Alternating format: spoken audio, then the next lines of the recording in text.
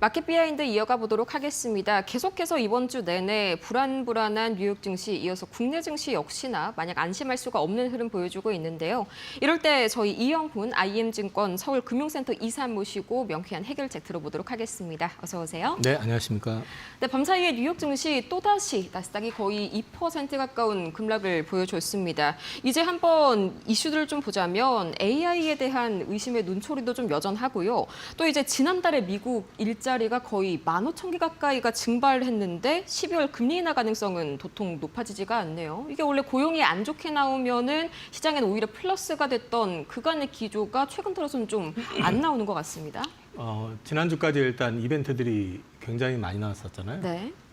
주요 이벤트들이 마무리가 됐고 화요일 날도 말씀드렸지만 주요 실적들이 빅테크 실적들이 마무리가 된 상황이면 지금부터는 이제 돌아보게 되는데 네. 이슈가 부재한 상황이 되다 보니까 너무 많이 온 거 아니야라는 이제 생각을 하게 되죠. 왜냐하면 실적도 서프라이즈 나온 것들이 많았는데 그것 때문에 사실 많이 올라왔고 네. 여기에다가 보니까 고용 얘기하고 있고 또 베센트 장관 같은 경우는 경기 침체 얘기하고 있고 뭐 이런저런 얘기를 자꾸 해대니까 돌아보니까 AI 또 고평가라고 또 잊어먹을 만하면 나타나는 사람 있잖아요. 네. 빅쇼트. 딱 한 번 성공해서 대박 내고 계속 깨지기만 하는 사람이긴 하지만 이 사람이 다시 출연한다는 것 자체는 많이 올랐다라는 또 반증일 수도 있잖아요. 그러니까 AI 고평가 논란이 나오다 보니까 관련 주식들에 대해서 조금 불안한 시선을 좀 보이고 있는 것도 있고요. 여기에 더해가지고 지금 연준 주요 인사들 이번에도 오스틴 굴스비 그 지역은행 총재가 금리 인하 관련해가지고 네, 조금 부정적인 한다. 얘기 네. 그런 얘기들 나오니까 일단은 이슈 부재한 상황에서 많이 올라있던 거에 대한 반작용이 자연스럽게 흘러나오는 그런 주간인 것 같고 어쩌면은 이런 부분들이 미국이 좀 셧다운이 풀린다든지 이러면서 방향을 잡기 전까지는 좀 당분간은 좀 지지부진하게 흘러갈 가능성도 있지 않을까 그렇게 보고 있습니다.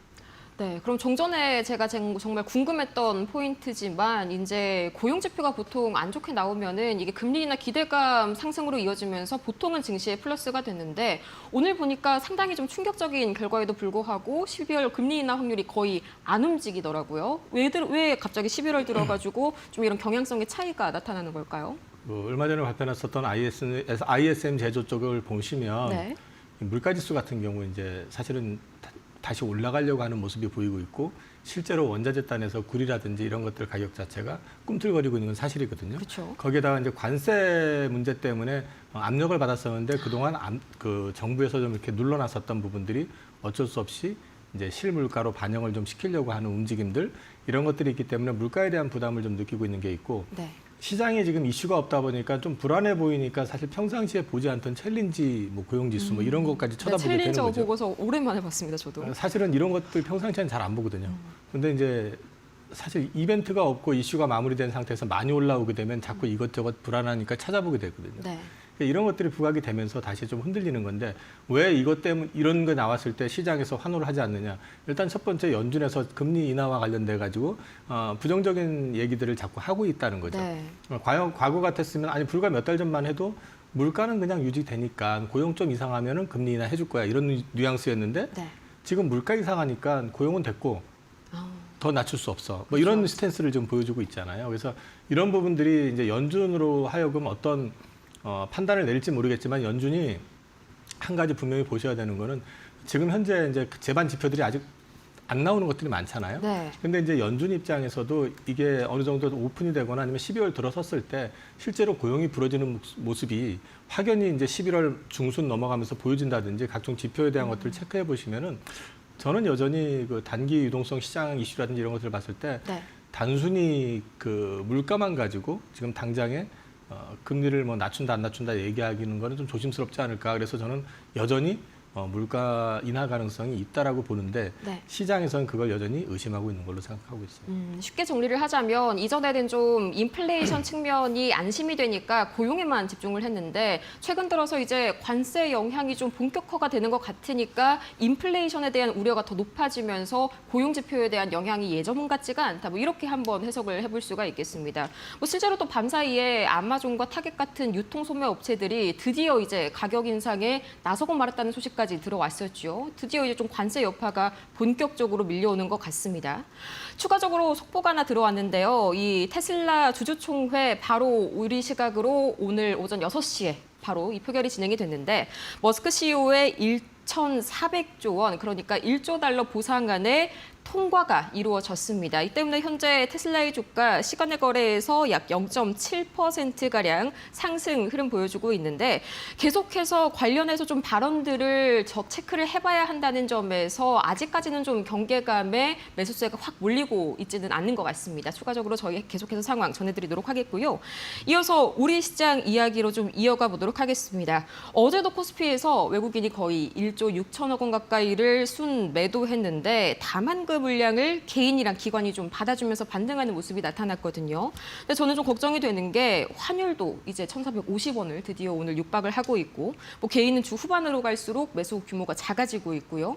기관을 보자면 연기금이 이제 보유 비중의 한계치가 왔거든요. 뭐 어느 것 하나 안심할 수가 없는 그런 상황이네요. 그러니까 모든 이벤트가 끝나고 나니까 돌아보니까 다 과한 거죠. 네. 한국 증시 같은 경우도 지수 4천 넘어서 가지고 이게 계속 갈 수 있을까 했는데 무시하고 그 다음 날 100포인트 오르고 그 다음 날 네. 100포인트 오르고 이게 주로 이제 삼성전자하고 하이닉스 중심으로 올랐잖아요. 근데 그러다 보니까 외국인들은 제가 화요일 날도 말씀을 드렸지만은 실제로 그 삼성전자하고 하이닉스를 보면 외국인들이 팔고 있었어요. 특히 하이닉스 같은 경우는 꾸준히 팔아왔었거든요. 그렇죠. 그런데 그거를 기관들이 무시하고 계속해가지고 자기 이제 펀드 한도 채운다고 공격적으로 사들이면서 지수를 잡아 당긴 측면이 있거든요. 그 후유증이 일부 나타나는 거라고 볼 수 있고요. 그다음에 또 한 가지는 외국인들이 하이닉스를 팔기 시작했다는 거는 지수에 대해서 단기적으로는 어느 정도 왔다고 생각을 하면서 네. 팔았던 건데 그걸 무시하고 올렸기 때문에 외국인들이 파생 포지션에서 보면 어제 종가 기준으로 제가 체크해 보니까 6,300억 정도 손실이 지금 나 있습니다. 많이 아직도 네, 남아있네요. 아마 지금 선물 쪽을 7조 원 이상 지금 매도한 걸로 돼 있는데 금액으로 보면 이게 아마 굉장히 물론 이제 지수가 올랐기 때문에 그런 것도 하지만은 굉장히 역대급 그 수치긴 한데 그렇죠. 어제도 보면은 그래서 외국인들이 파생해서 보면 올라가면 지수가 올라가면은 선물 매도를 치고 지수가 빠지면 다시 그걸 되사고 이런 식의 반복이 이루어지는 걸 봐서는 오늘 같은 경우도 추가적으로 빠지게 되면 외국인들이 공격적으로 매도를 치는 것보다는 선물을 밑에서 좀 사가지고 자기들 리스크를 좀 줄이는 그런 전략이 나오지 않을까 싶고요. 요 부분에 대해서는 제가 말씀드렸었던 게 거래소보다는 코스닥이 편한 것 같다라는 말씀을 드렸었어요. 네. 그래서 11월 달은 어쩌면은 거래소보다는 코스닥, 그다음에 이런 초대형주보다는 조금 알려져 있는 회사라고 할 수 있는 너무 작은 회사들 네, 말고 약간 중형주. 네, 그런 쪽으로 관심을 좀 가져보시는 게 어떨까 말씀을 드린 바가 있고요. 지수가 뭐 부러지면 여기서 끝이냐 저는 그렇게 생각은 안 해요. 다만 요즘 반도체 현물 가격 올라가는 게 기시감이 좀 들지 않습니까? 몇 년 전에 라더겐 사태 그렇죠. 수급 그러니까 품절주로 알려져 있는 회사들 그냥 인위적으로 주가 올려가지고 가듯이 약간 그런 느낌이 들기 때문에 약간 저게 조금 어디까지 불안한, 그렇죠. 올라갈 것이냐 모습이. 저렇게 올라가는 게 정상은 아니거든요. 그래서 그런 부분에 대한 부담도 올라가니까 처음엔 좋아가지고 야 실적 좋아지겠는데 근데 이게 뭐지 싶은 생각도 있는 것 같아요. 그래서 경계감도 약간 좀 작용하고 있는 것 같습니다. 네, 여전히 계속해서 좀 선물 시장에서의 외인들의 패착이 현물 시장에까지 좀 영향을 미치고 있는 그런 모습이 나오고 있습니다. 이제 삼성전자랑 SK 하이닉스 어제 좀 제가 걱정을 많이 하면서 봤는데 개인들은 좀 여전히 담아내고 있더라고요. 이게 완전 투자 패턴이 옛날에는 뭐였고 급등한 종목을 추격 매수하다가 조금만 떨어져도 바로 패닉스를 했다면 요새는 떨어졌다 하면은 이때다 하고 약간 들어가는 개인들의 뭔가 패턴이 바뀐 것 같습니다. 익숙해진 거죠. 몇 달 동안 지수가 계속 올라가기만 했기 네. 때문에 빠지면 사야 된다. 근데 문제는 외국인들이 열심히 팔고 있는데 지수 안 빠지고 가격 안 빠지니까 자신감을 더 갖고 있는 것도 있는 것 같고 네. 또 반도체 경기에 대해서 내년 실적에 대해서 굉장히 긍정적으로도 얘기하고 있잖아요. 레거시 역시도 지금 구조적으로는 내년까지 최소한 굉장히 강하게 나올 가능성이 높다라는 거. HBM4 시장에서 마이크론이 지금 단기적으로는 좀 이탈을 하는 모습인데 반해서 그 자리를 삼성이 채울 가능성에 대해서 얘기들 나오고 있죠. 네. 그런 것들이 다 우리나라 이제 반도체 업체들에 대해서 긍정적인 시선을 줄 수 있고 캐펙스 투자와 관련해 가지고 발표한 자료를 봐도 훨씬 더 많이 늘어나는 그림이 보이기 때문에 좋아지겠구나. 저도 역시 그 부분에 대해서는 동의를 하는데 네. 11월 한 달은 그래서 아까 말씀드렸던 재반 이슈들 때문에 상단은 크게 올라갈 가능성이 제한적이다라는 건 염두에 두시고 잠깐 쉬어가는. 네, 올라가는 거를 또 추격하시는 것보다 많이 빠질 때 바닥에서 사는 거는 괜찮을 것 같아요.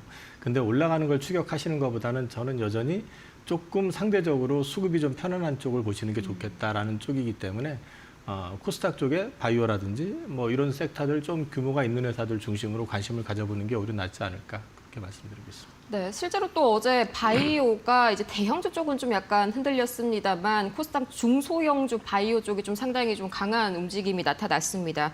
보니까 이제 연기금이랑 기관이 2차 전지를 좀 덜어내고 다시 좀 바이오를 담는 그런 모습들이 나왔는데 이게 뭐 특별한 모멘텀이 있었을까요? 아니요, 많이 올랐죠. 2차 전지 바닥 대비해서 100% 이상 오른 게 지금 네. 대부분이잖아요. 그에 반해가지고 지난 한 달 동안 바이오 같은 경우는 반대로 많이 빠졌었고 그쵸. 눌렸었죠. 그러니까 이제 그 많이 오른 것들 좀 덜어내고 그다음에 좀 많이 빠져 있는 것들을 좀 채우는 과정으로 보시면 되고 그다음에 통상적으로 시즈널 한 그 흐름이 2010년 이후로 보면 11월, 12월은 코스닥 수익률이 괜찮았었어요. 그렇죠. 거기에 더해가지고 이번에는 대주주 요건조차도 좀 자유롭잖아요. 그렇게 놓고 본다 그러면은 자연스러운 흐름이라고 볼 수 있고 2차 전지 같은 경우도 보시면은 상대적으로 강한 게 있습니다. 아예 시가총액 상위에 들어가 있는 회사들은 강해요. 네, 그렇죠. 거기에다가 그게 뭐하고 연결이 되어 있냐면 핵심 광물하고 연결이 되어 있거나 아니면 ESS하고 연결이 되어 있는 것들이 강합니다. 그래서 2차 전지라고 해가지고 빠진다고 해서 다 그렇게 보실 게 아니라 그렇게 딱 집어가지고 그 포인트 안에 있는 것들은 나쁘진 않을 것 같습니다. 네, 확실히 뭔가 이슈가 있어야 그 내용이 확인되어야 올라가는 흐름들이 양측에서 모두 섹터에서 나오고 있습니다. 또 이제 이번 주에 전력기기도 상당히 좀 관심을 가져볼 만하죠. 이 전력기기 빅3가 또 계속해서 실적을 발표를 하고 어제 뭐 화장품 쪽에서도 실적 발표, 저 같은 경우에는 뭐 코스메카 실적 상당히 좀 눈에 띄었는데 이런 뭐 다양한 섹터 중에서 4분기 실적 모멘텀 어디에 가장 좀 기대를 많이 걸고 계실까요? 어저께는 사실 그 화장품 섹터 말고도 우리 보면 유통 쪽도 강했고요. 네, 그렇죠. 전체적으로 강했었던 게 이제 연말 시즌 앞이기도 하고요. 그다음에 지난번에 이제 그 쿠폰 뿌린 게 효과를 본 측면도 분명히 실적에서 이제 나오게 오는 되죠. 거군요. 네. 근데 이제 그에 반해서 또 한 가지가 뭐가 있냐면 그쪽 sek터 역시도 다 소외됐었던 섹터들입니다. 못 올랐던 것들이거든요. 그러니까 상대적으로 부담이 덜한 섹터들이다라는 거 보셔야 될 것 같고 지금은 그러니까 급하게 많이 올라 있는 쪽보다는 상대적으로 좀 편안한 쪽을 보셔야 된다라는 게 그래서 말씀을 좀 드리는 거거든요. 네. 그래서 뭐 그쪽이 많이 올라간다고 해서 계속 추격하시는 것보다는 좀 편안한 것들 위주로 찾아보시는 게 좋겠다라는 취지로 말씀을 드리고 있습니다. 확실히 이 쏠림이 너무 과도해지다 보니까 거기에 대한 키높이 과정에서 이제 약간의 순환매들이 계속해서 돌고 있는 그런 모양새입니다. 근데 사실 마음만은 투자자 입장에서는 편한 장세는 아니죠. 뭐 이번 주 내내 코스피가 장중에 거의 100포인트 가까이를 널뛰기를 했는데 이런 롤러코스터 장세 속에서 다음 주 투자 전략 좀 어떤 쪽에 방점을 짓고 준비를 해봐야 될까요? 제가 계속 강조드리고 있는 게 뭐냐면 포모에 의해 가지고 매매를 하지 마시라는 말씀을 드렸어요. 계속 그 얘기를 하고 있었죠. 네. 올라가는 다음에 되게 포모를 느낄 때는 많이 올라가는 게 보이기 때문에 참아야지 하다 나도 모르게 손이 나가는 거거든요. 근데 그럴 때 대체적으로 고가에 물릴 가능성이 높다라는 거고요.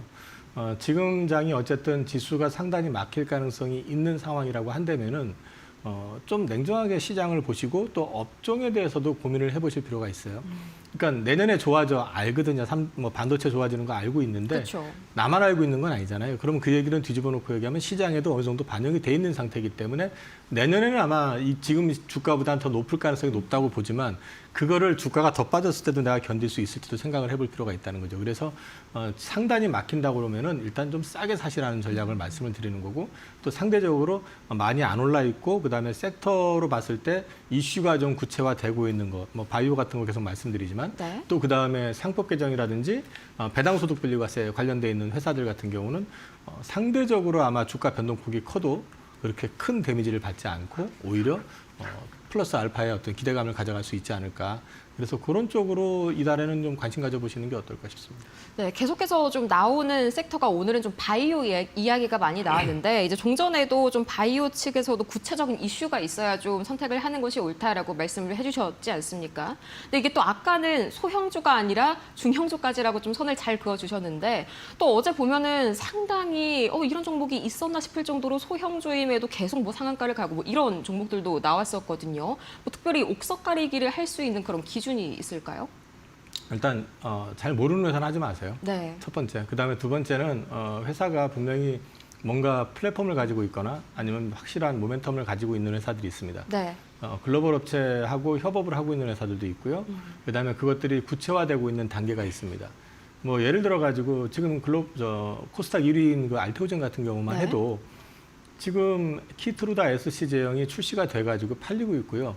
그거에 대한 그 돈은 마일스톤은 내년 1분기부터 계속 받아요. 그렇죠. 이번 4분기 매출에 대한 거 받아내기 시작하거든요.